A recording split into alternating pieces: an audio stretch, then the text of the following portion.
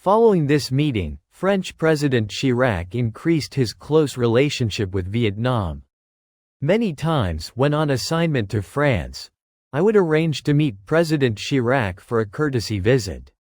He always received me with great warmth. Within the Politburo, President Le Duc An was assigned responsibility for the judicial system. At that time, public opinion was expressing dissatisfaction with our courts and jails. In 1995, the President asked me to represent him in examining and evaluating our legal offices in the localities. In truth, only after we had peace for some years did our leaders begin to concentrate on our legal system. Our Ministry of Justice had been reorganized in 1980. In comparison with the public security system, we had relatively few court officials, few staff in investigative bureaus, and few lawyers. Furthermore, staff educational levels were low. Thus, the shortcomings were easy to understand. If we wanted to develop a strong country and build a state governed by the rule of law, then examination and evaluation of our current justice system was a serious and necessary step. My participation in many National Assembly sessions and now my role as Vice President helped me understand the judicial system's importance. A democratic state must be managed through a comprehensive, equitable justice system. Another important issue was that the people needed to understand their rights and responsibilities within the justice system. That step would require a long-term educational and mobilization process. To implement the major appraisal of the judicial system that President Le Duc An had suggested, I put together a delegation composed of the President's dedicated judicial staff. Comrade Pham Hung, former Chief Justice of the Supreme Court. The deputy ministers from the Ministry of Public Security, the Ministry of Justice, and the People's Procuracy. As well as several others. We decided to work in 9 provinces from north to south. To ensure adequate participation from the judicial system itself, we would listen to the local authorities and justice officials' reports. We would then discuss and evaluate the unsettled local issues while we were on site. We saw clearly that, in general, the justice system offices were dismal. The courts at the local levels were shabby, lacking the commanding appearance appropriate for judicial offices representing the Socialist Republic of Vietnam. The provincial and district jails were generally abysmal. Further, the professional level of officials required great attention. In many areas, the level was low and inconsistent. In particular, there were too many emergency police arrests and the redress and correction of cases in the courts at all levels had many shortcomings. Further, coordination between the justice system offices, the police, the People's Procuracy, and the courts was inadequate, particularly in the south of the country. After reviewing 9 provinces, I presented a report to the President about our country's judicial activities and recommended that we revamp our judicial system as soon as possible. I believe that the party and the state's subsequent judicial guidelines contained some of our contributions. During the inspection tour, we made recommendations for solving some issues on site.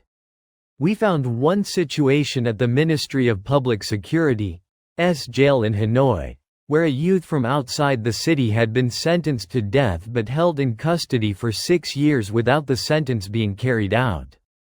The defendant and his family insisted on his innocence. Their appeal to a higher court had gone this way and that without resolving the case.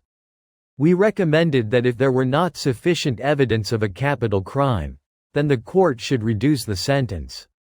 The defendant should receive treatment like other prisoners. Later, I learned that the city's court reviewed the case, with its decision following our suggestions. In Ho Chi Minh City, we visited a jail in Siu Kai district and met women who had been arrested for gambling. These women had made their living through engaging in petty trade by buying goods, which they resold from baskets hanging from their shoulder poles. Some of these detainees had small children. We met with the local comrades and suggested they give the women a warning, perhaps find them, and release them. Whenever we went to a jail, I would ask to meet the oldest prisoner and the youngest, the women prisoners, and those who had the highest education. In each case, I wanted to learn the reasons for their arrests. I remember when we went to Z30, Zon Mok, and I asked if any detainees had a high level of education. The guards told me one prisoner had a doctorate. I asked to meet this detainee, whose name was Mr. Nguyen T. Older brother T had completed his doctoral research in the Soviet Union. He returned home to Vietnam because the situation in the Soviet Union at that time was not favorable. While he waited for a work assignment, his office suggested he take responsibility for a make-a-living enterprise to help his colleagues, who faced extreme economic difficulties. Older brother T had never been a businessman. With our tortuous economic system at that time, it was easy to understand that his enterprise failed. He was blamed for the failure. I felt very uncomfortable when I heard this. I asked older brother T whether he had anything to say. He answered calmly, "I made a mistake. I must bear the consequences." He had been held in prison for nearly 5 years.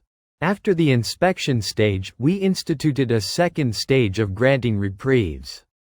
I suggested that the Amnesty Council look again at older brother T's case.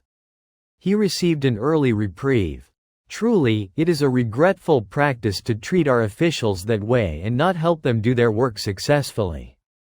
During the investigation in Ba Ria, Vung Tau Province, we heard reports about complicated cases. The port in this province had our largest oil and gas installations, which had brought prosperity. As a result, many Vietnamese and foreigners poured in, looking for economic opportunities. The situation was quite complicated, yet our visit was very short. We had little time to go deeply into issues and understand details.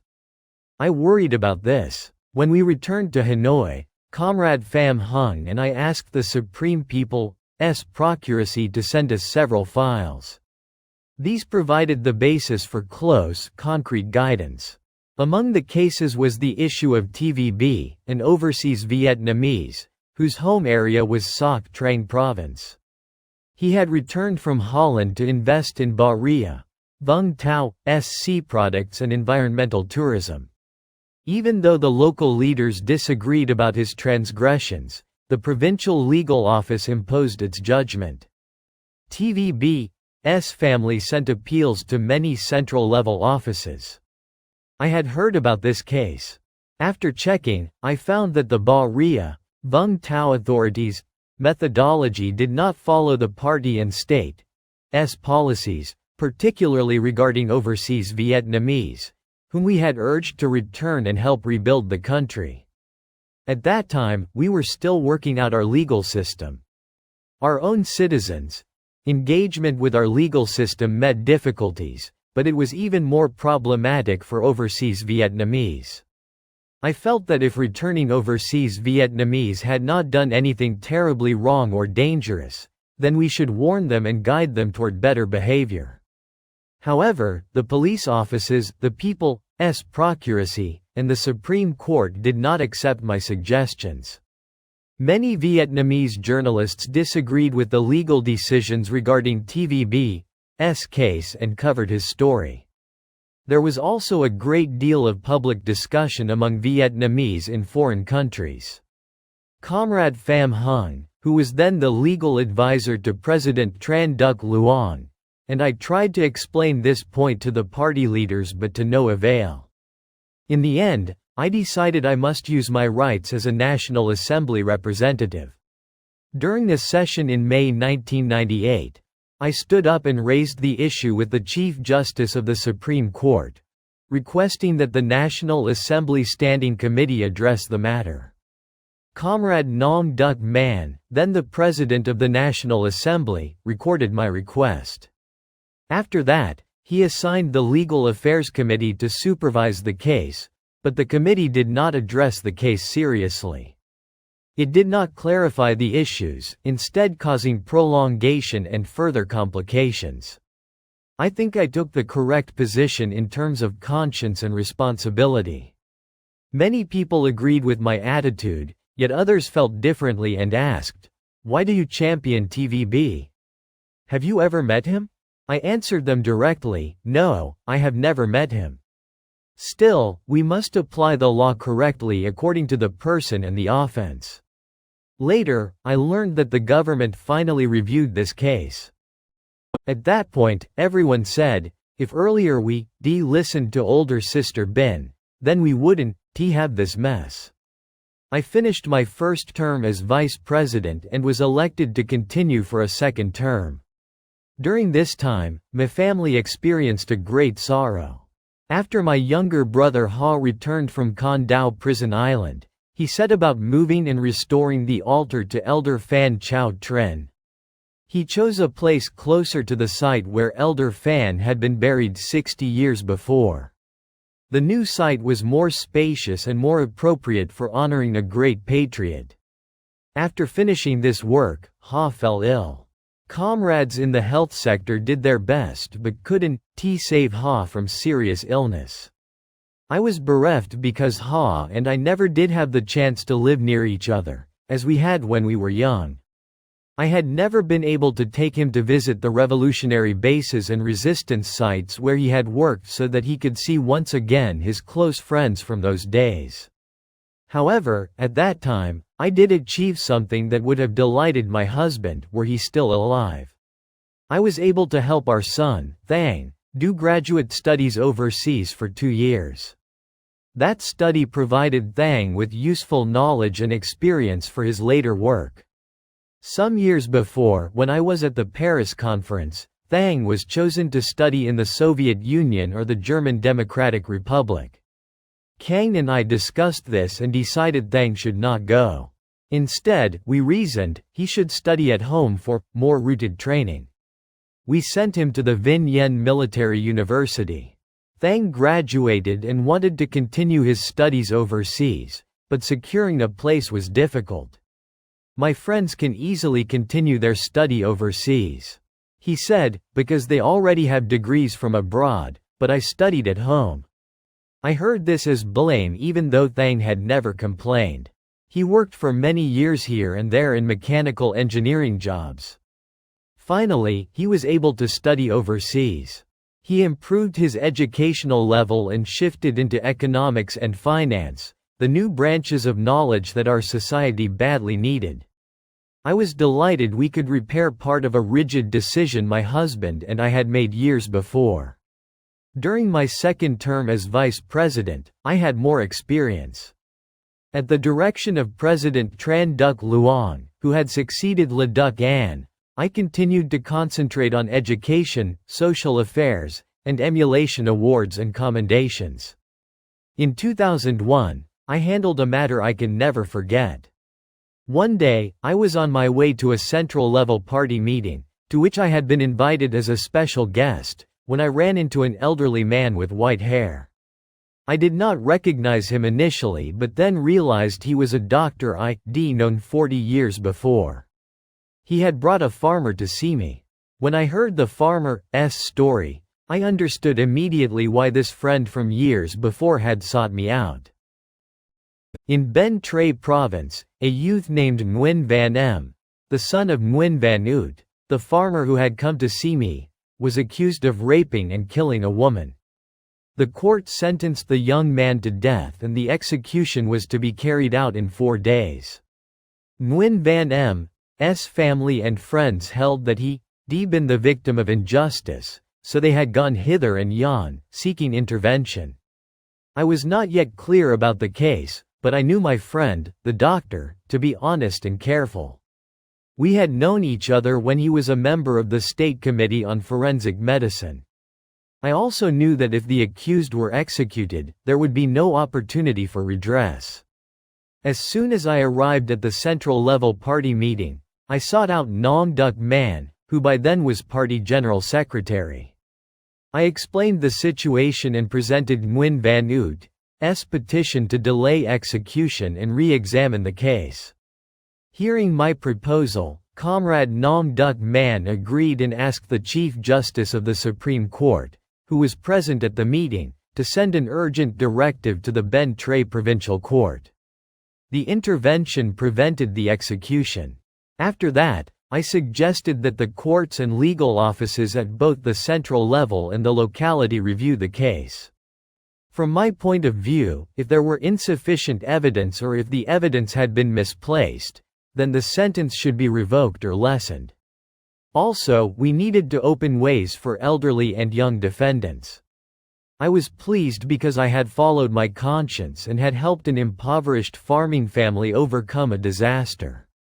After that incident, I continued to remind comrades in the locality to scrutinize this case and resolve it exactly according to the law. In my role as vice president, I took situations regarding officials' misbehavior to the responsible offices, but I was also rigorous about the good comrades who had been falsely accused. Not all my interventions were effective, but I did try my best to be responsible. During my 10 years as vice president, I was also concerned with culture and social affairs. Comrade Vu Dong, deputy director of the Office of the President and now a deputy foreign minister, and I raised with President Le Duc An and the Politburo the issue of restoring emulation commendations and awards, which had fallen into abeyance. Many people said that competition in the market economy created emulation. However, we thought differently. We felt we needed emulation not only to affirm competition for profit but also for patriotism and solidarity. We needed to highlight situations of mutual progress to encourage us to overcome difficulties for each person, regardless of wealth or status. We felt this point was needed in the management of our society.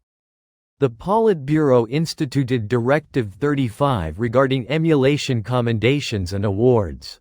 After a short time, a patriotic emulation movement spread everywhere.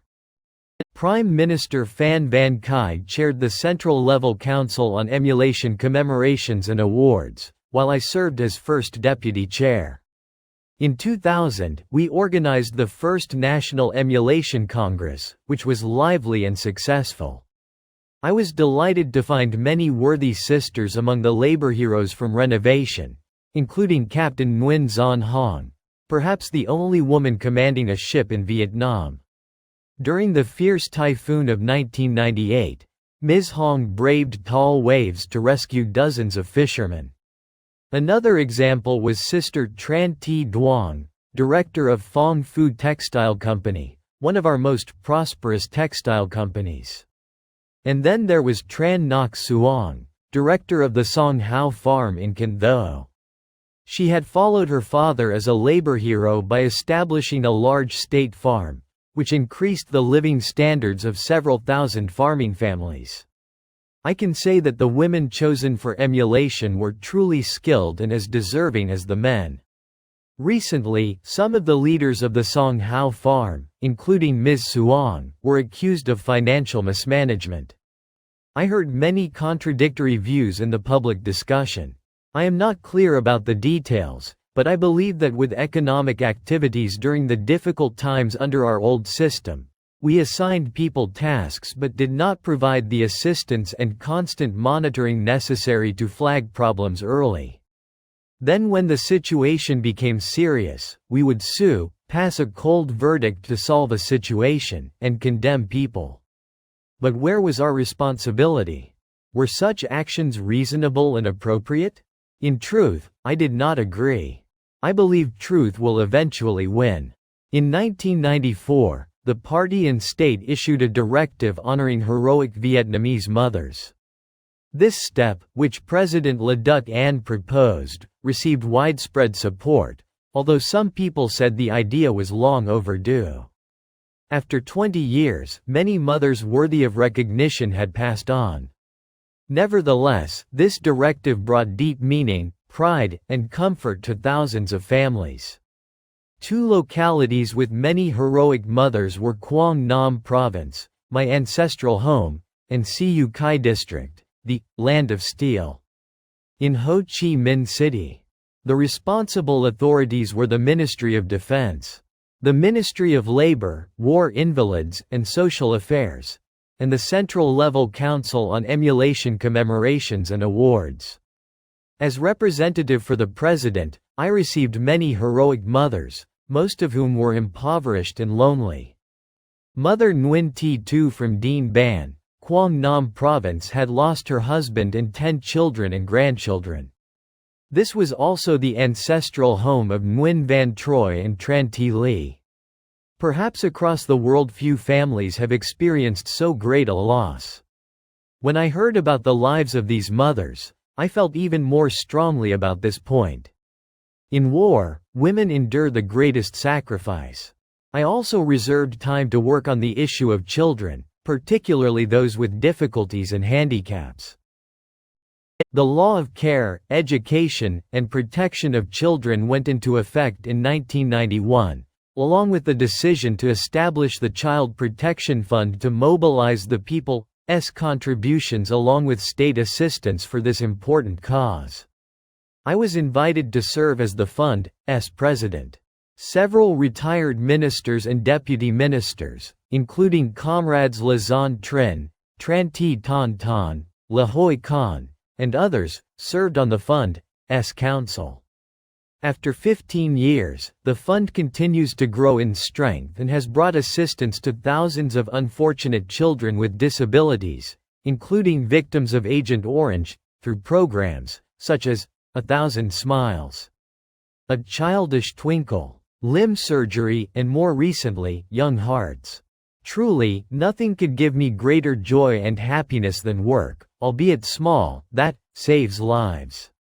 I will always remember visiting a surgical program in Ho Chi Minh City for children who had been blind from birth. A youngster about 12 years old came up and hugged me, saying, "Grandmother, grandmother, I beg you. Help my blind younger sister to have surgery like me." We in our delegation all had tears in our eyes. When we arrived at the ophthalmology hospital in Da Nang, we met a mother hugging her 2-year-old, who just had surgery in one eye for a birth defect cataract. The child was awaiting surgery on the other eye. The mother wept, saying, "For the first time, my child has seen her mother." My heart leapt with joy. I feel special affection and sympathy for children with cleft palates. Some youngsters of 13 or 14 had always remained inside their houses, refusing to go out because of awkwardness and self-pity. I was delighted when they could have surgery through 1,000 Smiles. Indeed, smiles appeared on the children's faces. Yet after surgery, some children still spoke with lisps and faced cruel teasing from schoolmates. We found an expert and set up a project addressing pronunciation. Although we were not 100% successful, we did help many children have a more normal life. The program for heart surgery came about later because the surgery was sophisticated and expensive. For many reasons, the number of children born with heart defects is rather high. Without early intervention, it is difficult for those children to live. We did everything we could in that difficult work.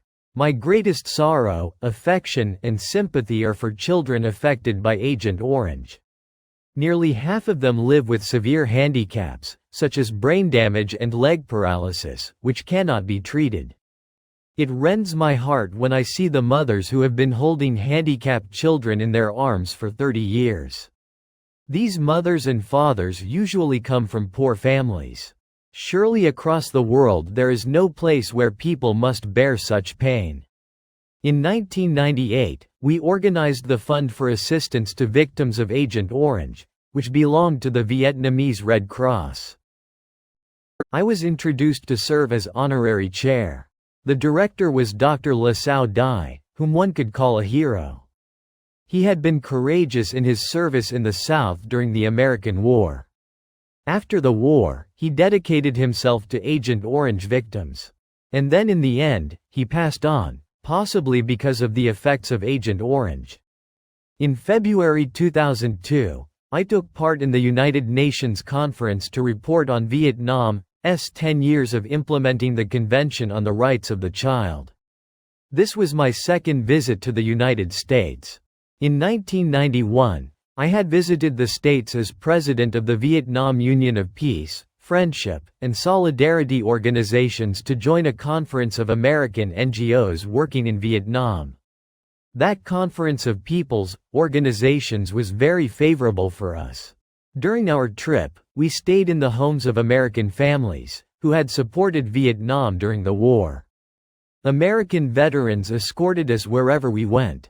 We visited several residential areas of American veterans in remote, rural areas of California.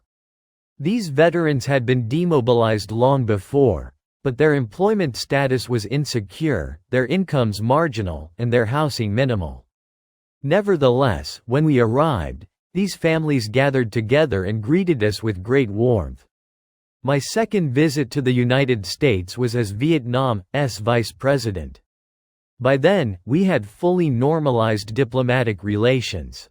Many countries supported our report on implementing the Convention on the Rights of the Child.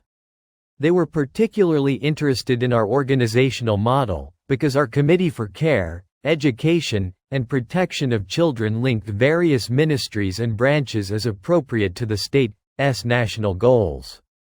The other delegations found our model an interesting experiment with good results. It is a great loss that we did not keep this model but, instead, reorganized and divided the issue of children among various ministries. We have lost the concentration. The current results do not equal earlier outcomes. Our delegation visited Washington and met with a State Department representative. We also met again American friends from the anti-war movement, including Merle Ratner. In 1991, Merle had organized a meeting of nearly 300 people from many localities. Some traveled a distance of 600 kilometers. The two bodyguards who had accompanied our delegation stood on either side of the door as we entered the meeting hall. Merle led a dozen people, who greeted us in song. We caught the words as they repeated the chorus. Live like her, Madame Ben. Dare to struggle, dare to win. Dien Bien Phu will come again. Live like her, Madame Ben. Spirit of Vietnam, stronger than U.S. bombs. Spirit of Vietnam, stronger than U.S. bombs. Are any Vietnamese lyrics more beautiful? Our dear American friends, whose hair was turning white, remained as deeply committed and sympathetic with Vietnam as in the old days. At that time, in 1991, we were still mobilizing to end the U.S. embargo and normalize diplomatic relations between the United States and Vietnam. When I made my request, the entire meeting hall was astir. Everyone shouted, "Now! Now!" Many women came up to take my hands and embrace me. In July 2002, I finished my second term as vice president in a favorable light. I felt I had completed my assigned tasks. Before that, in April 2002, I had been honored with the Ho Chi Minh Medal. I am grateful to the comrades who gave good reviews of my contributions and who honored and encouraged me with this very special award. 14. Retired and busy. After 50 years of activism, I thought that perhaps the time had come to retire. I would care for my family and go visiting with friends. However, the country's situation remained unsettled. Officials and the people were better off than before, but many Vietnamese were still living in difficult straits. The Cold War had ended, but the arms race continued. Armed conflicts and wars of aggression exploded here and there. One could say that, worldwide, there has never been a day of peace. I boiled with anger at the Iraq War, which destroyed that country. The conflicts between nation-states and classes of people continue. The large countries still oppress and dominate the small countries. They squeeze the developing nations economically. Workers remain poor. International political activists point out that the disparity between the rich and poor widens, with the rich growing richer and the poor, poorer. These international and domestic situations have affected our people's spirit. Although most Vietnamese are worried, they believe our people's choice has been correct and that we must continue on the road we have chosen, but with adjustments. However, others are alarmed. They believe we have lost our direction. They are pessimistic and even stand in opposition. Our material life is much better, but in general our society has become far more complicated. People say the wartime days were cruel and difficult yet simpler. Many people speak about our cultural decline, which is truly worrying. Ethical and moral standards have collapsed. The current tendency is to follow individual interests and race after money and status. That tendency is increasing. When a society is changing, its general psychological character can become confused and wavering. Our society needs to follow established laws. We need to be straightforward, acknowledging that we have just passed through a very long war and that thus we lag behind neighboring nations in many fields. Could it be that the party and state paid too much attention to economic matters and too little to cultural affairs, to the quality of people's lives, to the structure of our society? When will we have a society that is truly democratic, equal, and cultured? These dynamics continue to harass me. I can't sit still. I must continue to take full part in life. And so, my years since official retirement have been very busy, at times even busier than before. Perhaps it is my fate. From when I was young, I want always to be deeply involved and committed in my work. I don't know how to stand on the outside. The year of 2003 began with a series of fascinating activities. One of these involved the 30th anniversary of the signing of the Paris Peace Agreement on Vietnam, January 27, 1973. On January 25, 2003, I took part in a conference in Paris, with the theme, The Vietnam War in Europe. Academic comrades, Bui Van Ton, historian at the Social Sciences Institute, and Dr. Nguyen Hong Thach, expert at the Ministry of Foreign Affairs, Institute of International Relations, joined me. The French Center for Strategic and Diplomatic Studies organized the event with financial assistance from the French Ministry of Foreign Affairs. The keynote speakers among the 100 participants were primarily researchers in politics and history from European countries and from the United States. In addition to our delegation, the organizers had invited Bui Diem, the ambassador from the Republic of Vietnam, South Vietnam, to the United States in 1967 and 1968. The speakers presented information, documents, and analyses of the attitudes of European countries toward the American war in Vietnam. In general, these presentations were objective and concentrated on events, legal documents, and official government pronouncements. Of course, each person had his or her own individual viewpoint, with the result that the conference portrayed many different angles. In particular, the participants looked at the huge movement opposing the American war in Vietnam, not just the communist parties and the leftists in France, Italy, and other countries, but also the socialist parties of Northern Europe, especially in Sweden. They spoke about the peace forces among the religious groups, particularly the Christians. They also mentioned the strong attitude of Europe's intelligentsia, including those who had participated in the Bertrand Russell Tribunal. During the American war against Vietnam, European governments did not allow the United States to pull them in, even though the Americans wanted NATO countries to participate if only symbolically. Some participants at the conference affirmed that the American war in Vietnam had caused Europe, the old continent, to grow farther away from the United States on the new continent. Many French speakers mentioned former President de Gaulle's statement in 1966 and the French government's contributions in facilitating negotiations at the Paris Conference on Vietnam. Bui Diem and I were the two key representatives of the Vietnamese sides. We had no personal conflict, but of course our 2 points of view were entirely different. Bui Diem could not accept the name, American War.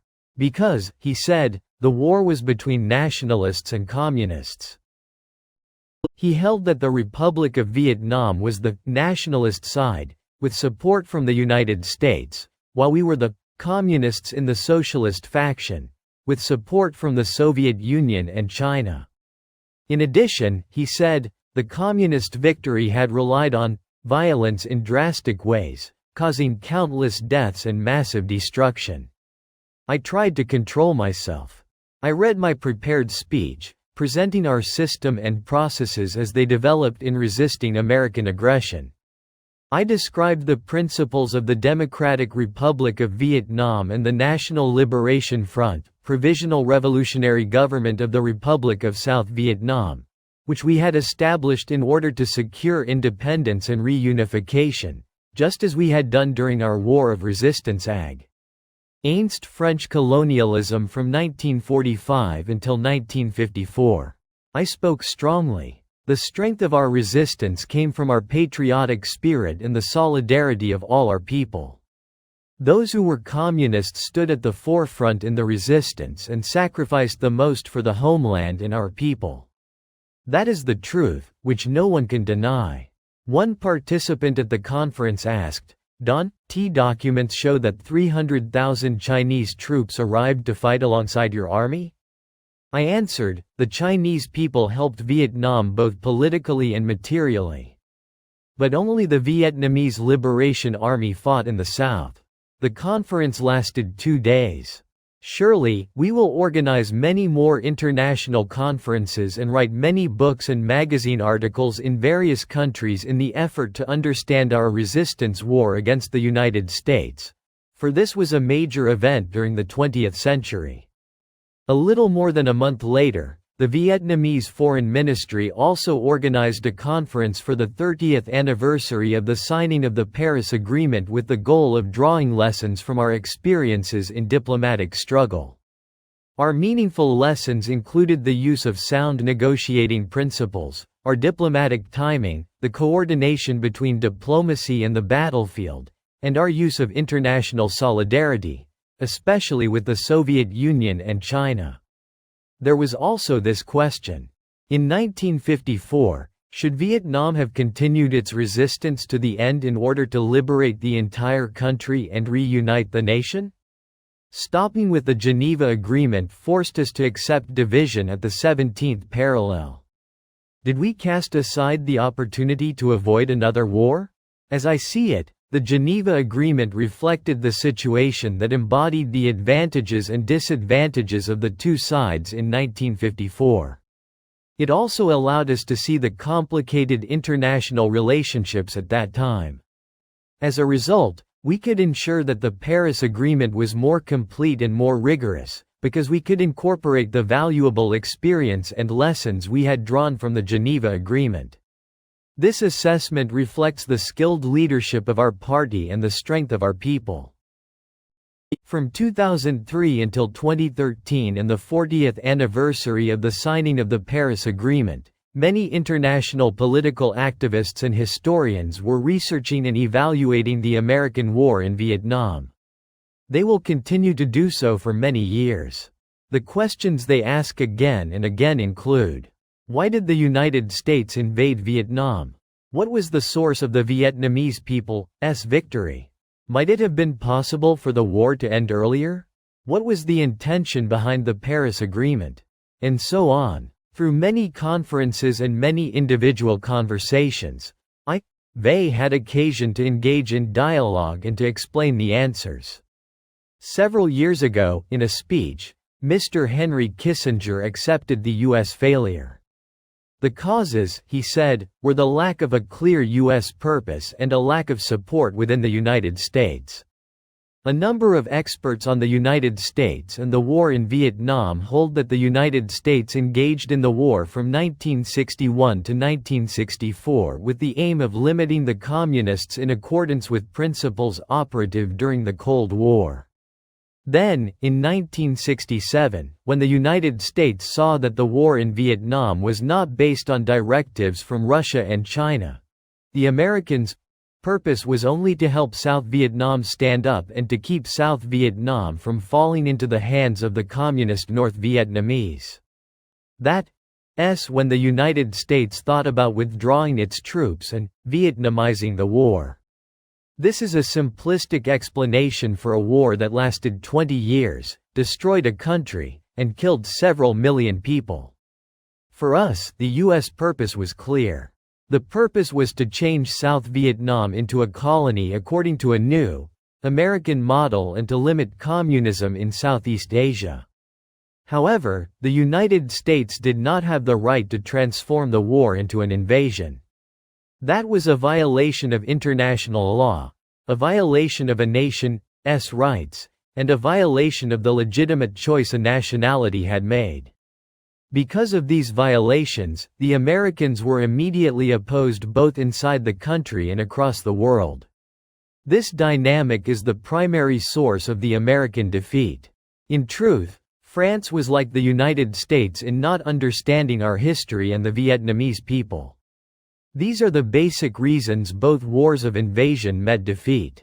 As to the relationship between South Vietnam and North Vietnam, they should remember that in 1945, following the August Revolution, the Vietnamese people from north to south stood up and seized their independence, choosing for themselves the route of a democratic republic. Thus, when the United States destroyed the 1954 Geneva Agreement and established the Saigon administration, the people in the South had to continue their resistance, with assistance from the North, in order to complete the unfinished goal of securing independence and reunification of our homeland. And so, how then can anyone say that the North invaded the South? In April 2003, several comrades and I organized the Vietnam Foundation for Peace and Development to respond to the nation's needs and duties in our new situation with renovation. Peace is the great wish of every nation, but particularly of Vietnam, which bore decades of continuous war. Only if we have peace can we develop our nation and assure security and contentment for our people. Vietnam is an active participant in the World Peace Movement and a member of the World Peace Council. These movements contributed a great deal to our victory in the war against American aggression. These days, we must continue to struggle to protect peace for our own interests and for the world's people. Developing our nation in a globalized world, which the strong and wealthy countries control, is a difficult assignment filled with challenges. We must quickly learn from the experience of other countries and work in solidarity with widespread and equal cooperation. We must use fair and skillful competition, while also opposing oppression from adversaries. Vietnam is now a member of the large economic, financial, and commercial institutions. This development should create more favorable conditions for economic development, although we must also overcome new challenges. Even though the Vietnam Foundation for Peace and Development has had challenges in terms of personnel and financing in previous years, we have contributed to our country's development. I am indebted to and appreciative of the Foundation's executive committee members, who have been committed and responsible. At the end of 2003, a delegation from the Association of International Democratic Lawyers visited Vietnam. This international organization had zealously supported our wartime people's struggle against the United States.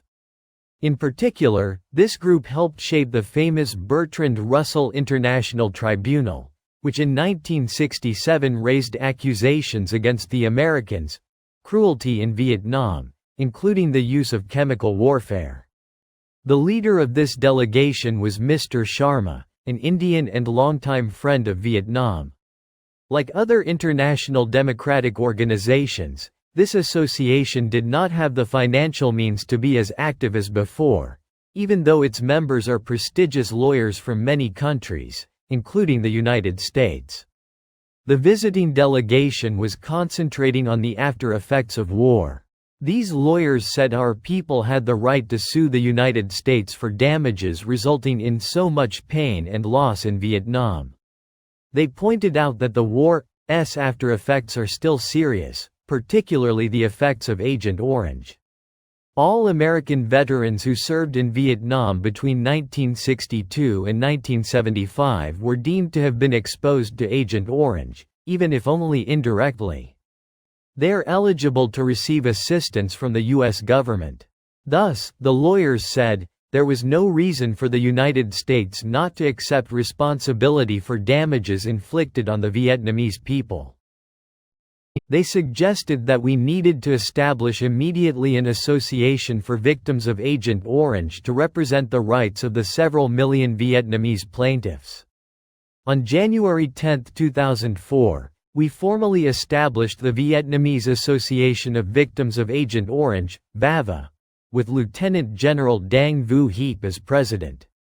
He was a veteran who had spent 10 years fighting in the Central Highlands, an area the Americans had heavily sprayed. I was invited to serve as the association's honorary chair. On January 30, 2004, the association represented the victims of Agent Orange in suing the 37 American chemical companies that had produced the defoliants, such as Agent Orange and its impurity, dioxin. The United States had sprayed the defoliants on forests and fields in South Vietnam, with the poison affecting several million Vietnamese, including warriors and ordinary people. Thousands had died. Countless victims have disabilities. Even more painful and more prolonged are the victims, both men and women, who gave birth to children and then even had grandchildren with severe disabilities. Taken together, this greatest cruelty from the American War and the war's most toxic residue have created the huge debt that U.S. authorities owe the Vietnamese people. The case was heard in a New York court, which did not rule in Vietnam's favor. Then the case was appealed. We know we must prolong this difficult struggle, which requires determination and firmness. However, now, world public opinion understands the serious after-effects of the 30-year war, 1945 to 1975, the United States perpetrated on Vietnam. The legal case kindled an international movement supporting Vietnamese Agent Orange victims. Many people perceive this as the world's struggle for peace and justice to stop war and stop the use of the arms, including biological and chemical weapons, that kill masses of people. Unfortunately, American courts have refused to settle in our favor regarding the cruel U.S. actions in Vietnam.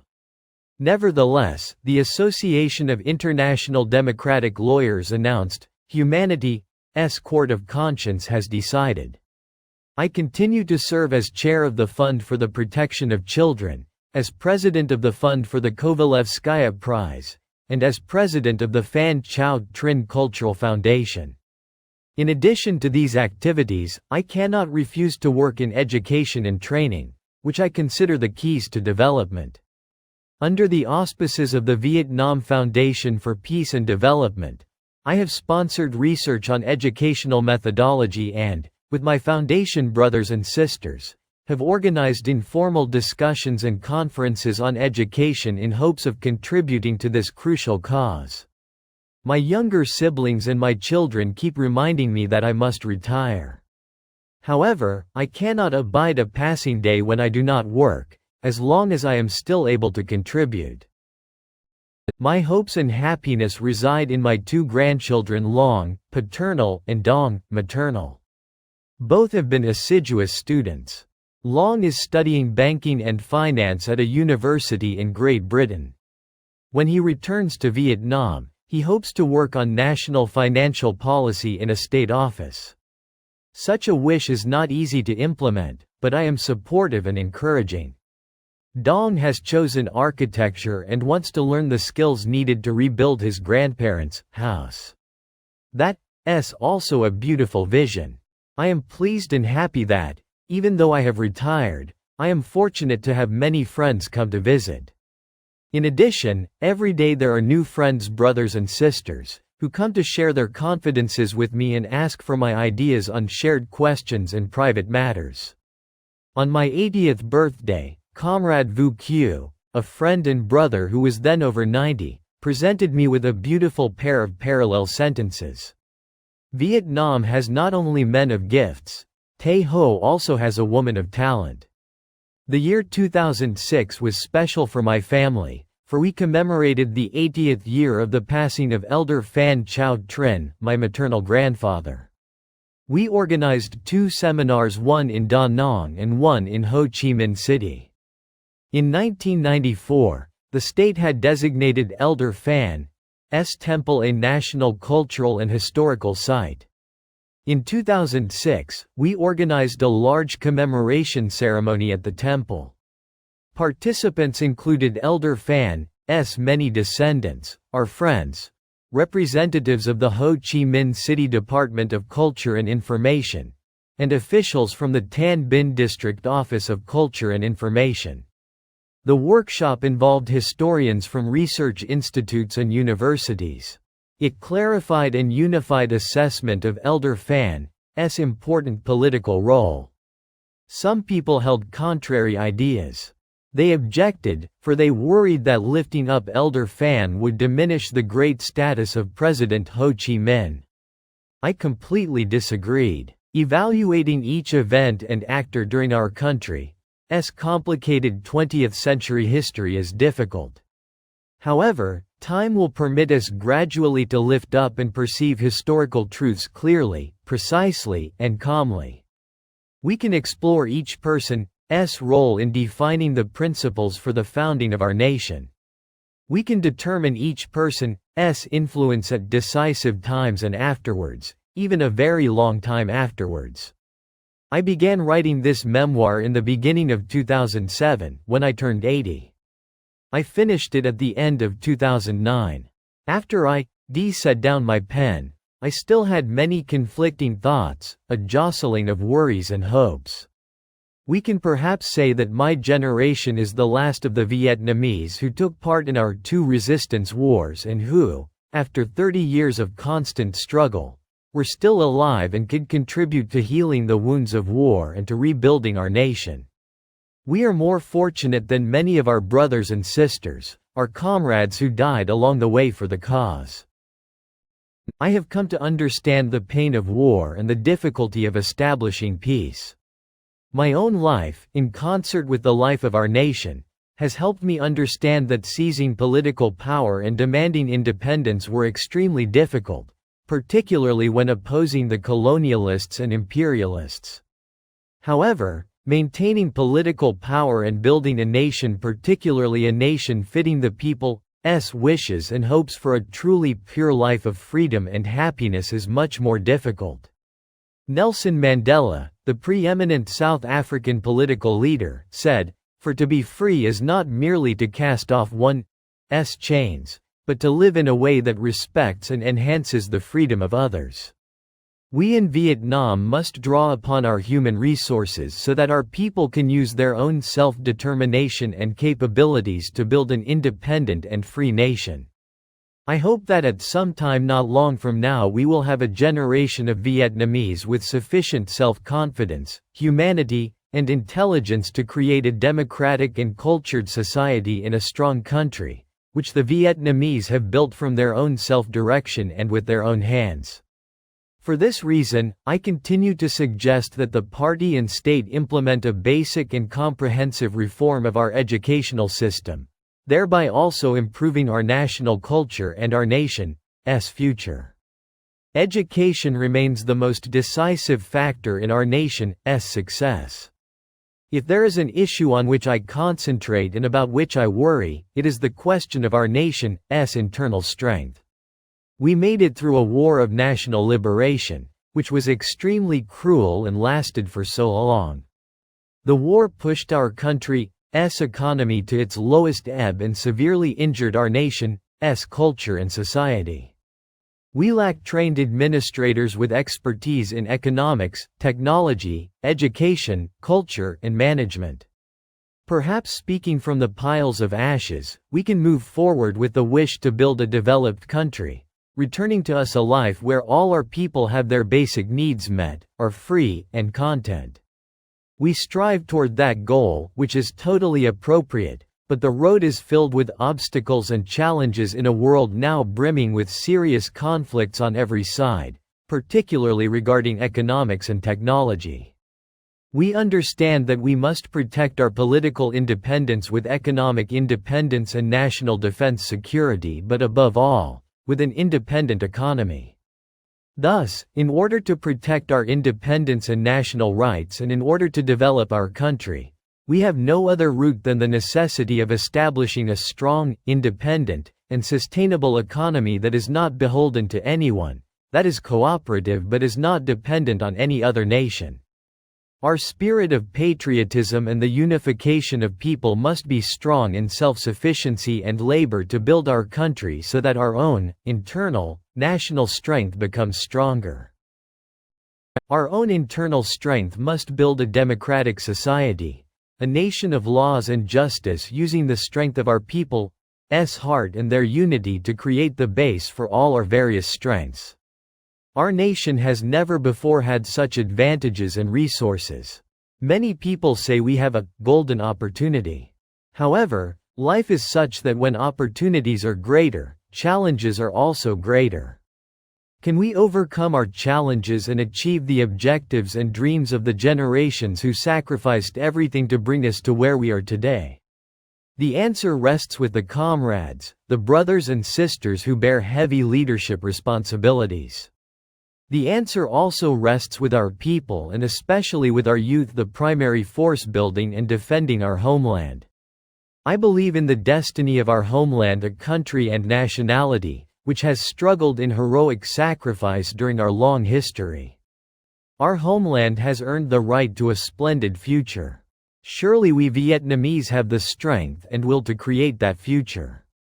Those who lead our country must accept that responsibility, while the youngest generation must prepare to shoulder responsibility for the future. We must remember our ancestors' priceless historical lessons. We must place shared interests first. Regardless of hardships, we must strictly follow the chosen way to assure our people's freedom and contentment. Then, the happiness of our nation will become our children's happiness. I like to compare our homeland to a small river boat carrying all Vietnamese. Despite countless whirlpools, our homeland will reach the sea and a new horizon. Completed, end of 2009. Supplemented, 2013 to 2015. Chronology May 26, 1927 Born, Tan Hiep Commune, Sa Dec District, Dong Thap Province. Birth name, Nguyen Thi Chau Sa. Daughter of Mr. Nguyen Dong Hoi, 1900 to 1969, and Ms. Phan Thi Chau Lan, 1907 to 1943, 1927 to 1940. Spends childhood in Vietnam's southwestern provinces. 1940 moves to Cambodia with family. Studies at Lycée Sisawith. 1943 meets future husband, Din Kang. Mother passes away. 1944 participates in Overseas Vietnamese Patriots Association in Phnom Penh, Cambodia. May 1945 moves back to Saigon with family. Joins Viet Minh August 25, 1945 August Revolution in Saigon. Saigon Revolutionary Administration and Saigon Provisional Committee seize political power in Saigon. September 2, 1945 Declaration of Independence event in Saigon. Saigon Revolutionary Administration and Saigon Provisional Committee organize a large meeting in Notre Dame Square in concert with Ho Chi Minh's reading of Vietnam's Declaration of Independence in Hanoi, announcing formation of the Democratic Republic of Vietnam, DRVN, September 23, 1945 French troops with American weapons arrive on British ships and attack the newly formed Viet Minh administration in Saigon.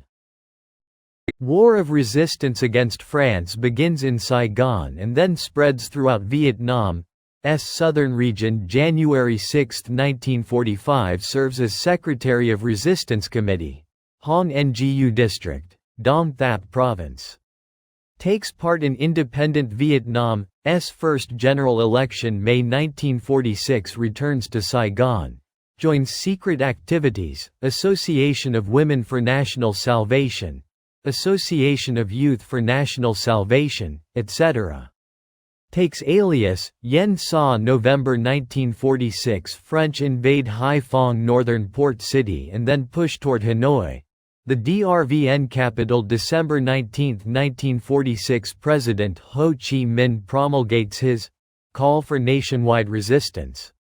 War of resistance against France spreads across all of Vietnam. 1948. Joins Indo-Chinese Communist Party. 1949. Works as party grassroots organizer with lawyer Nguyen Hu Tho. April 1951. Early 1954. Arrested as a spy.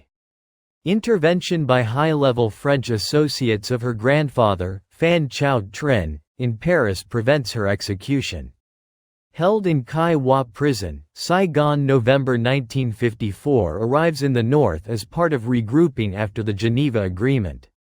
Works as secretary for president of the Central-Level National Women's Union. December 1, 1954. Marries Mr. Din Kang, a military engineer. After a 9-year separation during the French War. 1956. Din Nam Thang, son, is born. 1957 to 1959. Studies at the Nguyen Ai Quoc Political Academy. 1960. Din Thuy Mai, daughter, is born. December 20, 1960. Establishment of the National Liberation Front (NLF) of South Vietnam.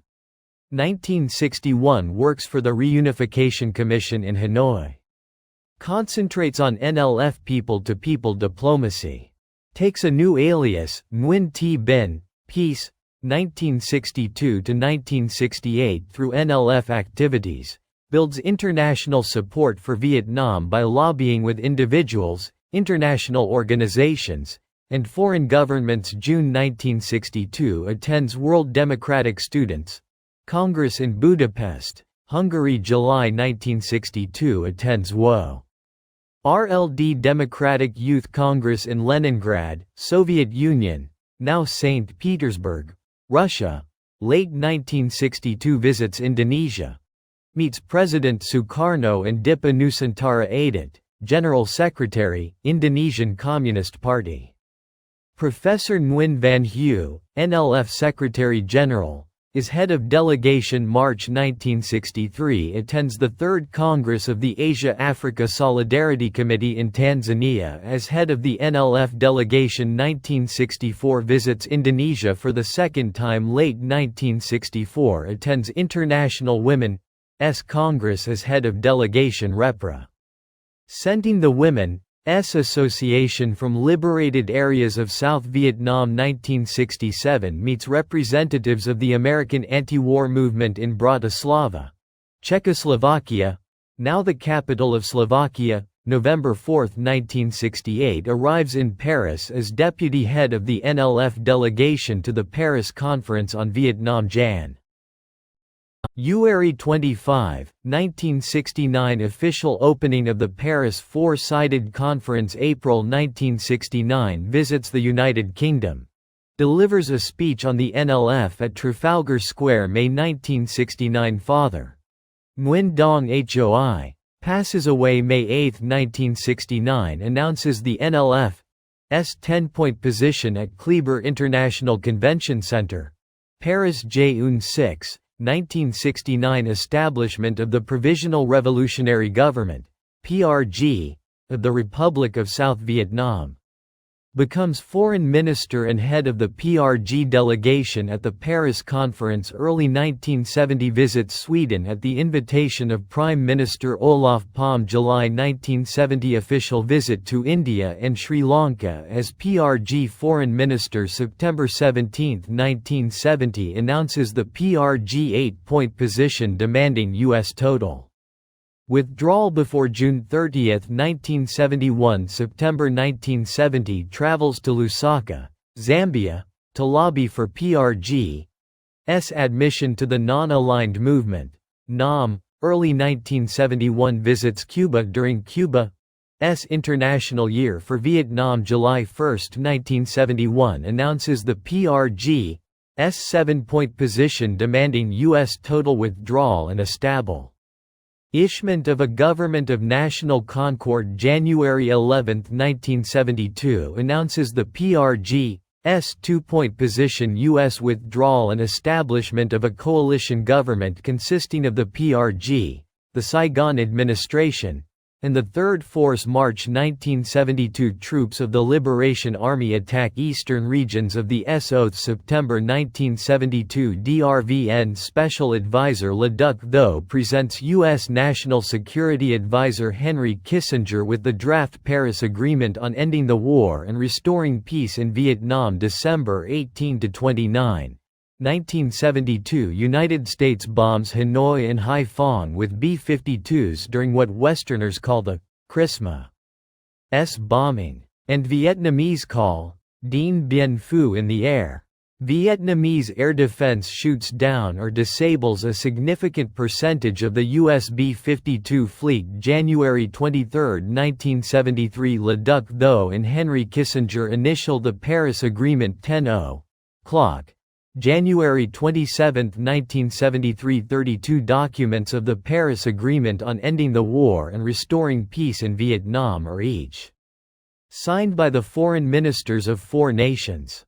The DRVN, Nguyen Duy Trinh; the PRG, Nguyen Thi Binh; the Republic of Vietnam, Tran Van Lam; and the United States of America, Williams P. Rogers. February 27 to March 2, 1973 International Conference on Vietnam in Paris. March 2, 1973 International Act on the International Conference on Vietnam signed on March 2, 1973 by foreign ministers of 12 nations.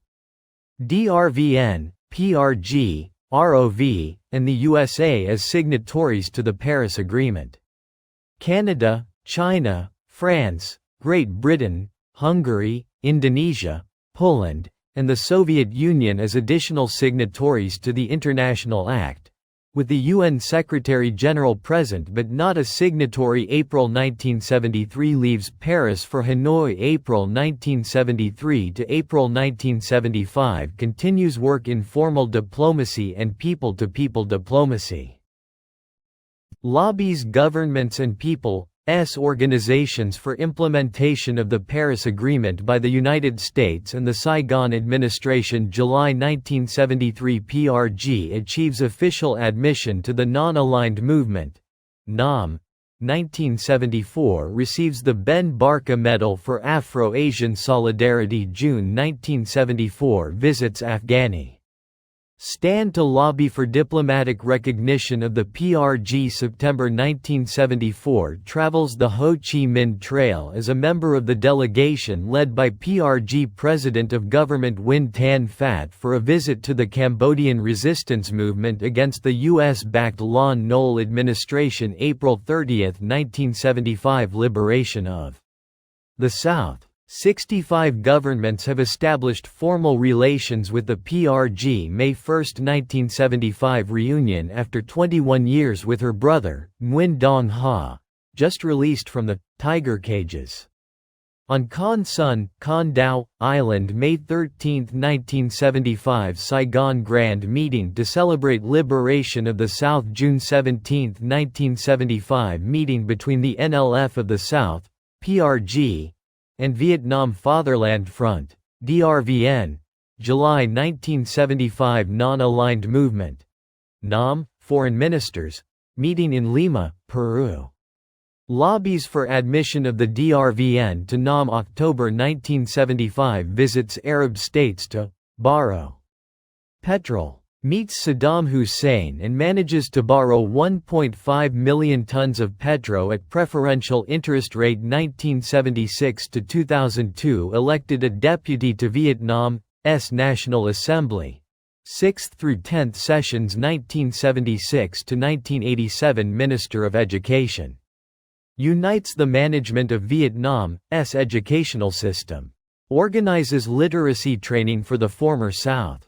Institutes expanded teacher training and a modernized curriculum. 1977–1978 Thousands of northern teachers volunteered to teach in southern Vietnam. January 11, 1979 Politburo promulgates Resolution 14 on educational reform. 1978–1979 Pol Pot's Khmer Rouge genocide in Cambodia.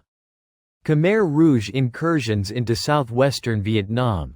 Southwest border war with the Khmer Rouge begins February 1979. China invades Vietnam's northern border provinces. April 1980 National Conference on Education inIen Dung, Bac Giang Province, concentrates on teachers' living standards. 1981 Elected to the Central Committee of the Vietnamese Communist Party. 1982 to present elected Deputy Chair of Afro-Asian Peoples' Solidarity Organization. AAPSO. 1983 Adjustment of salary scales for teachers. Introduction of seniority system and awards, People's Teacher and Merited Teacher. Decision to make November 20, Teachers' Day. Summer 1983 Sam Sun Statement on Education. 1984 Establishes the Education Services Company. December 1986 Vietnamese Communist Party SV Party Congress promulgates its policy of renovation. Mid-1987 becomes Deputy Chair of the Party Committee for External Relations. President of the Union for Peace, Solidarity and Friendship. Chair of the National Assembly Committee on External Relations. Lobbies for removal of U.S. embargo and sanctions. December 25, 1989 Husband Din Kang passes away. 1991 Becomes Chair of Fund for Care and Protection of Children. 1992–2002 Vice President of Vietnam. Works in diplomatic relations, education, healthcare, judicial reform, and Vietnam's emulation and awards system. 1994 Visits West African countries. Meets Jacques Diouf of UN Food and Agriculture Organization, FAO. Opens up cooperation in agricultural production between Senegal and Vietnam and then with other African countries. 1995 Attends Summit of French-speaking countries. Meets French President Jacques Chirac. 1997 Vietnam hosts the 7th Conference of the French-speaking nations in Hanoi. Chairs the conference meetings. 1998 Honorary Chair of the Agent Orange Victims Fund. April 2001 Presented with the Ho Chi Minh Medal, the highest award in Vietnam. August 2002 Retires from state positions. April 2003 to Present Chair, Vietnam Foundation for Peace and Development. January 1, 2004 to Pres. Ent Honorary Chair, Vietnam Agent Orange Victims Association, VAVA. January 30, 2004 VAVA sues 37 U.S. chemical companies on behalf of Vietnamese Agent Orange victims. 2006 until present Chair, Phan Chau Trinh Cultural Foundation.